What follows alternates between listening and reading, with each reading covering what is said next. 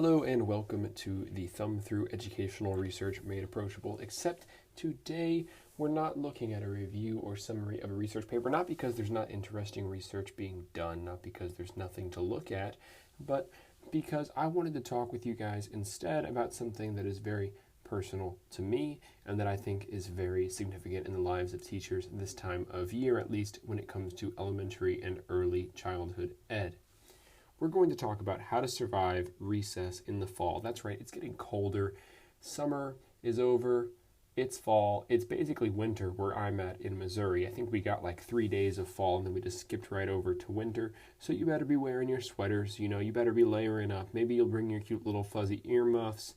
Maybe your kids will forget to bring a coat and you'll have to give yours up and then stand there shivering in the cold for about half an hour while the kids run around and burn off some steam. So here are 3 tips that I find especially helpful when it comes to surviving recess in the fall. Number 1, huddle up with other teachers. There's no time like the present to do some impromptu team building, right? Few exercises make an impact the way huddling together for warmth does. Just look at penguins. There's nothing like being almost entirely dependent on another person's body heat for survival to build trust and cooperation.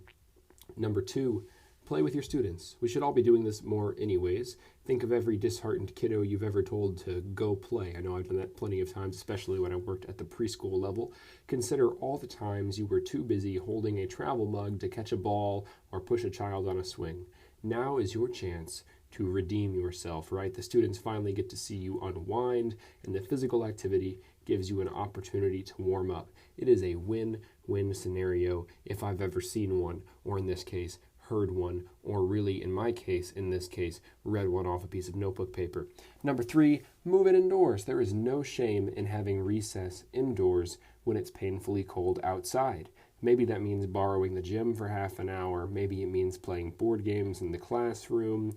I would like to hear from you guys if you have any fun ideas on how to do indoor recess better than maybe we are doing, or maybe better than it was done for you as a child. Forget sitting in the gym and watching a movie, right? The whole point of this is getting kids to blow off steam, have some fun, get some physical activity in for the day apart from PE, because maybe they just aren't too fond of the badminton unit anyways. So I would love to hear what some of your ideas are. I know that when I was in the gifted program in elementary school, our teacher would do brain breaks. So instead of a recess, we would have a couple of brain breaks throughout the day where we'd maybe eat a snack, do some puzzles, and just hang out and lounge around a little bit. And that was enough for us to blow off that steam without running around and screaming. So there are definitely some alternatives. Have you thought about starting a podcast but you're not sure where to begin?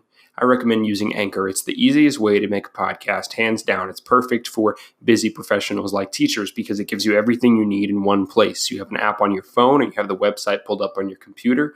They've got creation tools you can use to record and edit right there, and they'll distribute your podcast for you so it can be heard everywhere: Spotify, Apple Podcasts, Google Podcasts, and more. And you can easily make money from your podcast with no minimum listenership through either sponsorships like this one or through direct listener support. So download the Anchor app or go to anchor.fm to get started today.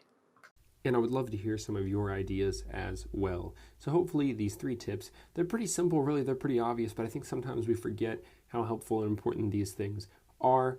And next week we'll be back with another review of an educational research paper. This Wednesday we're coming back with Today in Education, but it's no longer Today in Education. Now it has a pun in the name.